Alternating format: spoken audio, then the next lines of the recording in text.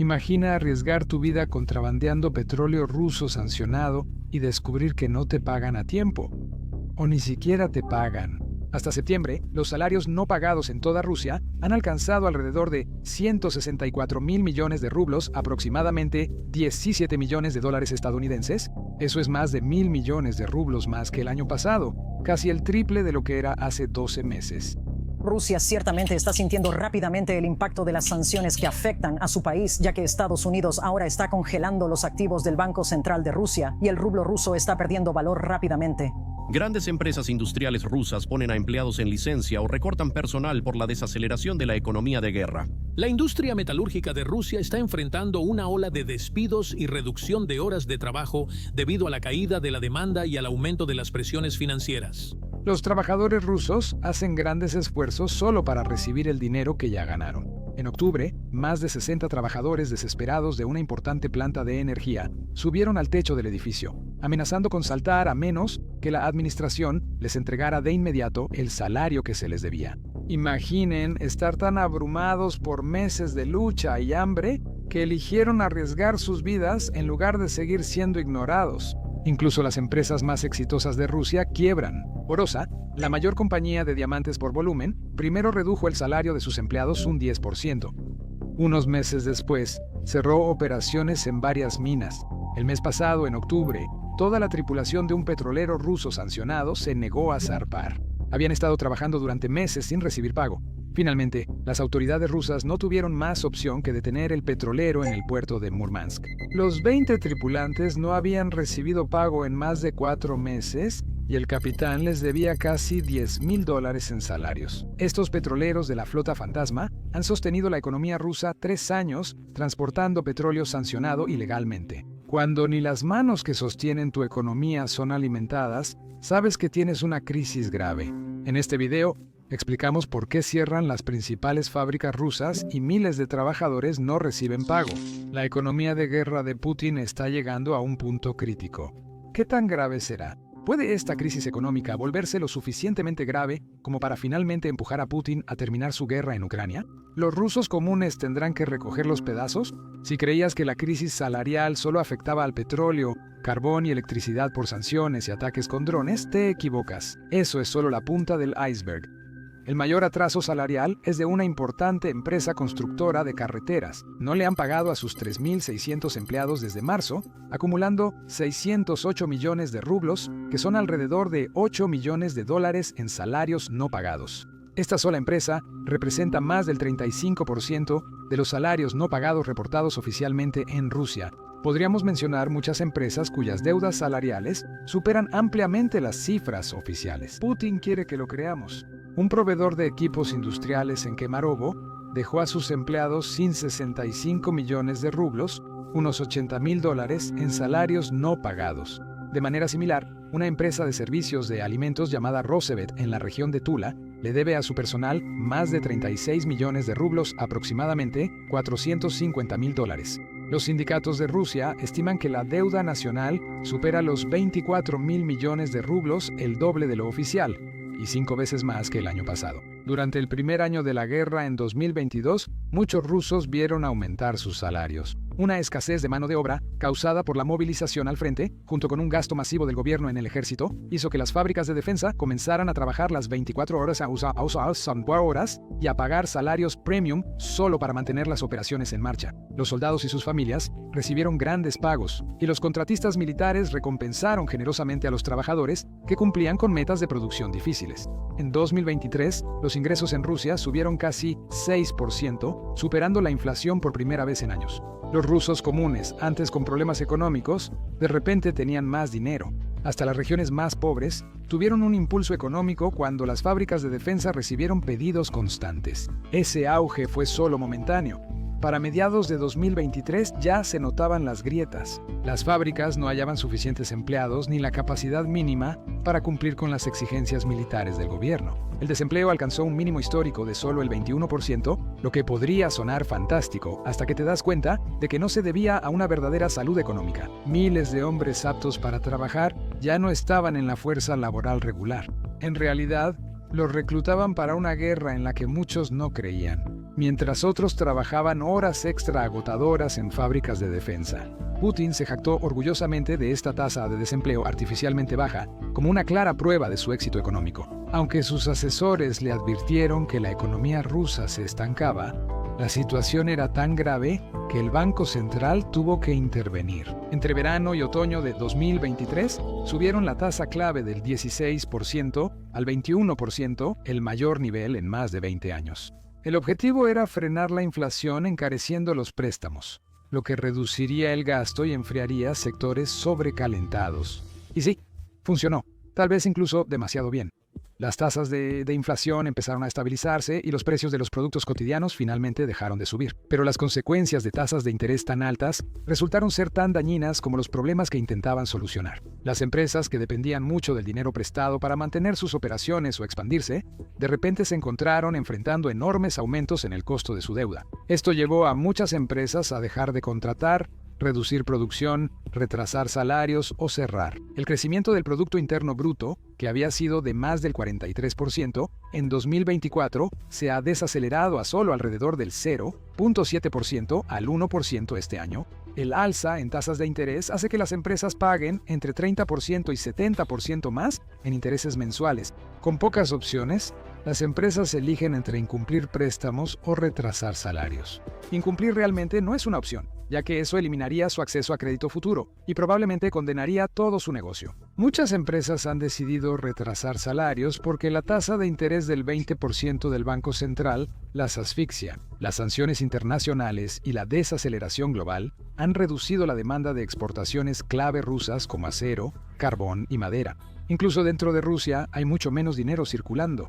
La gente gana menos. Muchos perdieron su empleo y la mayoría ya no puede comprar como antes. Según las propias estadísticas del gobierno ruso, aproximadamente un tercio de las empresas rusas ahora no son rentables. De 20 sectores de manufactura, solo 4 crecen y 3 están ligados a la producción militar y de armas. Claramente, los negocios fuera de las industrias relacionadas con la guerra en Rusia están al borde del colapso o apenas logran sobrevivir. Por eso, ese 1% de crecimiento del Producto Interno Bruto probablemente ni sea real. 67 de las 89 regiones de Rusia agotaron su presupuesto anual en la primera mitad de 2025. Por ejemplo, la República de Komi depende mucho de la minería. A inicios de 2025, los ingresos por impuestos sobre la renta bajaron casi 54% respecto al año anterior. La vecina Chelyabinsk, importante centro de acero y manufactura, vio caer sus ingresos en un tercio. Los gobiernos locales en Rusia usan lo último de sus presupuestos solo para pagar a maestros, doctores y enfermeros. En muchos pueblos pequeños, cientos de familias dependen completamente de una sola fábrica o mina para sobrevivir. Ahora, con tantas empresas cerrando, comunidades enteras podrían perder su sustento de un día para otro. Ejemplo, este aserradero de madera contrachapada en Siberia Occidental, operado por Svetsa, una de las mayores compañías madereras de Rusia. Con los precios cotidianos subiendo y los salarios estancados o bajando, comprar muebles se volvió lo último en lo que pensaba la gente. Naturalmente, la demanda colapsó y el aserradero tuvo que cerrar. De la noche a la mañana, más de 300 personas perdieron sus empleos. La empresa no dio casi ningún aviso y no ofreció ningún plan inmediato para el futuro de los trabajadores. Peor aún, probablemente tenía deudas salariales propias. El carbón fue alguna vez la columna vertebral de la economía de Rusia, y después del petróleo todavía lo es. Ahora, en 2025 hasta la industria del carbón enfrenta dificultades. El viceprimer ministro Alexander Novak informó personalmente al presidente Putin que al menos 30 minas de carbón estaban al borde de la bancarrota. Funcionarios locales en la región de Kuzbás, hogar de algunos de los yacimientos de carbón más ricos del mundo, informaron que 18 de las 151 minas y sitios a cielo abierto ya han cerrado este año. Europa rechaza el carbón ruso y China solo compra barato.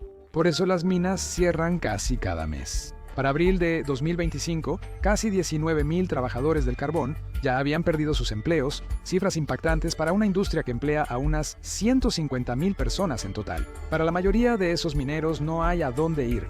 Solo 2,400 lograron transferirse a otras minas o industrias. El resto está atrapado, desempleado en pueblos donde el carbón solía ser la única fuente de trabajo. El desempleo así podría ser un clavo en el ataúd de Putin. Imagina 30 pueblos en huelga casi de un día para otro.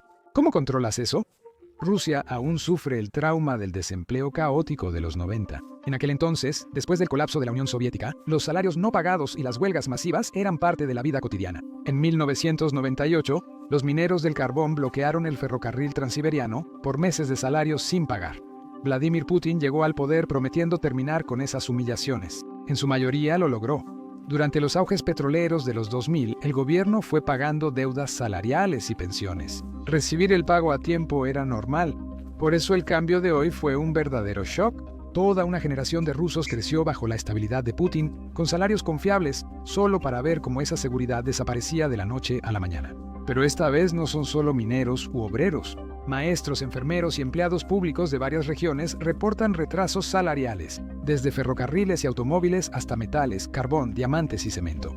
Algunas de las empresas industriales más grandes de Rusia están optando por obligar a sus trabajadores a trabajar medio tiempo en lugar de despedirlos por completo. El mayor fabricante de automóviles de Rusia, con aproximadamente 40.000 trabajadores Otvovas, cambió a una semana laboral de 4 días a finales de septiembre para reducir costos, lo que significa un recorte salarial del 20% para todos. CAM-OZ y la planta automotriz Gorky hicieron lo mismo en verano. Para la empresa, un trabajador de ensamblaje requiere meses de capacitación. Reemplazar a un ingeniero de minas o fabricante de acero veterano es aún más difícil. Las empresas evitan perder capital humano, que podrían necesitar tras la guerra, esperando no quebrar antes de que termine. Ferrocarriles Rusos, la gran empresa estatal con 70.000 empleados, pidió a su personal tomar días libres sin sueldo cada mes para ahorrar costos. Estas industrias no evitan despidos por amabilidad, enfrentan fuerte presión política de Putin y social de sus trabajadores. A veces ni siquiera hacer huelga es opción. Al principio de la guerra, más de 1.000 trabajadores migrantes de Asia Central que construían un complejo de edificios altos en Moscú se declararon en huelga porque no les habían pagado en 4 meses. El gigante de la construcción Crocus Group, propiedad de un poderoso oligarca, respondió haciendo que las fuerzas de seguridad dispararan al aire para dispersar la protesta. Recuerda, esto pasó en febrero de 2023, un año tras la guerra. Los empleados llevaban 4 meses sin sueldo en la ciudad más rica de Rusia. Si todo era tan absurdo, imagina lo desesperada que debe estar Rusia ahora. Durante la crisis económica, China ha traicionado a Rusia para beneficiarse. La relación con China ha mantenido a Rusia a flote. Pero casi cada mes Xi Jinping presiona a Putin para obtener acuerdos más favorables. China paga lo mínimo por las importaciones rusas, ya sea gas, carbón, acero o uranio. Además, satura el mercado ruso con productos baratos, provocando el colapso de negocios locales y facilitando que empresas chinas dominen y monopolicen el mercado tras la guerra. Sin embargo, un sector parecía invencible a pesar de todos estos problemas: la industria. Nadie esperaba ver palabras como recortes presupuestales ahí. Las fábricas de armas y proveedores militares sostienen la economía de guerra rusa, con gasto militar llegando al 30% del presupuesto. En agosto de 2025, los salarios de los trabajadores de armamento bajaron un 10% por primera vez desde el inicio de la guerra. Incluso los planes de defensa habían llegado a su límite. El viceministro de Industria, Vasily Osmikov, reconoció que la economía alcanzó un punto donde agregar más personas al problema ya no funcionaba. En 2023, las fábricas de municiones ya operaban al máximo de turnos y personal, sin espacio para expandirse. Salvo en sectores como la fabricación de drones impulsada por la guerra, las empresas de defensa ya no requieren ofrecer grandes aumentos para atraer talento calificado. Pero reducir el gasto en defensa tendrá graves consecuencias. El gobierno ruso puede hacer poco para evitarlo sin arriesgar descontento social serio. Gestionar recesiones en industrias civiles siempre ha sido más fácil. Por ejemplo, durante la crisis financiera de 2008-2009, Moscú inyectó dinero a los fabricantes de automóviles y a los ferrocarriles rusos para evitar despidos masivos. Durante el COVID-19 y tras las sanciones de 2023, las autoridades ordenaron a las fábricas retener a los trabajadores, aunque eso implicara pagar a empleados inactivos solo para evitar que el desempleo aumentara. Pero estas medidas son solo curitas temporales, no soluciones duraderas. Pueden ganar tiempo, pero no resolverán el problema de fondo que causó el conflicto salarial en 2024 y que sigue empeorando cada mes. Y resolver esto no es nada fácil. Cuando se trata del sector de defensa, los contratos de defensa suelen ser compromisos a largo plazo de varios millones de dólares. Si un gobierno reduce pedidos de defensa, toda la cadena de proveedores, desde acereras hasta fabricantes de electrónicos, lo resiente casi de inmediato. Estas empresas especializadas no pueden simplemente cambiar de la noche a la mañana a otros productos o mercados. Han invertido mucho en equipo, capacitación y fábricas diseñadas específicamente para la producción de defensa. El gasto en defensa también impulsa la innovación y el desarrollo tecnológico, claves para que Rusia mantenga su competitividad militar. Antes de la guerra, Rusia era uno de los dos mayores exportadores de armas del mundo. Entre 2019 y 2023, representó el 11% de las exportaciones mundiales de armas. Y una vez que termine esta guerra, Rusia probablemente intentará exportar armas de nuevo, igual que lo hace con el petróleo. Es difícil imaginar quién las compraría, considerando lo mal que han funcionado esas armas en el campo de batalla. Mientras más tiempo la economía de guerra de Rusia consuma recursos, mayor será el estancamiento. Rusia ha gastado gran parte de sus ahorros de emergencia para financiar la guerra y sostener sus industrias clave. En solo 6 meses de 2025, el Kremlin gastó 85 billones de rublos, unos 100.000 millones de dólares, en defensa. Y si los salarios todavía se están recortando a pesar de este gasto masivo, entonces, honestamente, es difícil imaginar qué podría salvar ahora a la industria de defensa de Rusia. Mientras tanto, el valor del rublo sigue cayendo, haciendo que todos los problemas de los que hemos hablado, y cientos más, sean mucho peores. Quizás el mayor problema ahora es que en toda Rusia también reducen los pagos a los soldados contratados. En Tardistán, los pagos cayeron de 31 millones de rublos a 80.000, casi un 75% menos. Mariel, Chubasia, Belgorod y Nizhny Novgorod han visto lo mismo. Algunos hasta 50.000 rublos. Imagina arriesgar tu vida con una probabilidad de 5-1 por solo unos $6.000. Así de mal están las cosas. No es difícil ver por qué toda la economía se está colapsando poco a poco, semana tras semana. El Kremlin puede maquillar las cifras por un tiempo, quizá meses o un año, y los rusos comunes podrían seguir adelante. Cuanto más dure la guerra y el gobierno desvíe recursos de la economía, más casos de salarios sin pagos habrá. Cada salario retrasado, cada fábrica que trabaja solo 4 días y cada familia que se salta comidas mientras el papá espera que su jefe pague. Cada uno es otro golpe para la economía rusa. Entonces, ¿el régimen de Putin puede seguir luchando la guerra y mantener la estabilidad económica en casa? ¿O eventualmente algo tendrá que ceder? El Kremlin ha intentado proteger a la población del impacto económico directo de la guerra, o al menos retrasarlo. Inundaron la economía con dinero en 2022 y 2023. Desplegaron soldados de zonas pobres y remotas para no provocar a Moscú y San Petersburgo, y reprimieron la disidencia con fuerza. Por mucho tiempo, muchos rusos vivieron como si la operación militar especial no afectara su vida diaria. Eso está cambiando. No puedes sostener una economía en guerra constante que agota recursos, ni esperar que no colapse eventualmente. Y ese punto de quiebre son los ciudadanos rusos. Algunos amenazan con suicidarse o morir de hambre para exigir los salarios que les adeudan. Vieron cómo las fábricas cerraban sus puertas con candado y las minas se inundaban lentamente con agua subterránea, dándose cuenta de que nadie vendría a ayudar. Recuerden, no son protestas políticas de activistas sobre democracia o política exterior. Son brotes de ira por sobrevivir. Ninguna propaganda puede explicar eso. Un hombre que no puede alimentar a su familia después de trabajar 12 horas al día no se va a preocupar por la OTAN o la desnazificación. Si esto continúa por unos meses, Putin podría enfrentar una ola de enojo que ni su sistema represivo podrá contener.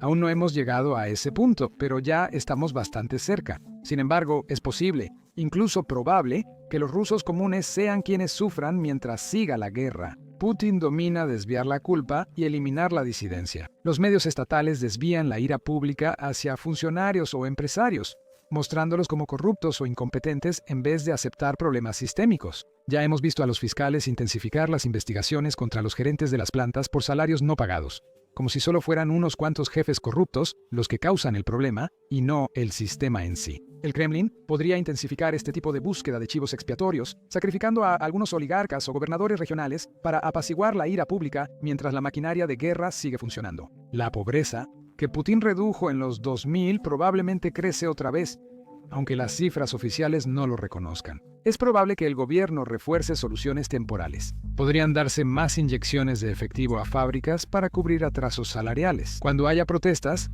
aumentarán las órdenes de pasar a tiempo parcial en vez de despedir, y la propaganda dirá que las dificultades son temporales o exageradas por los enemigos de Rusia. Putin podría anunciar medidas de alivio, como liberar fondos para salarios atrasados o aumentar el pago del sector público para mostrar su preocupación. En este punto, estos pasos solo buscan ganar tiempo, no arreglar lo que ya se derrumba. Gracias por ver el video.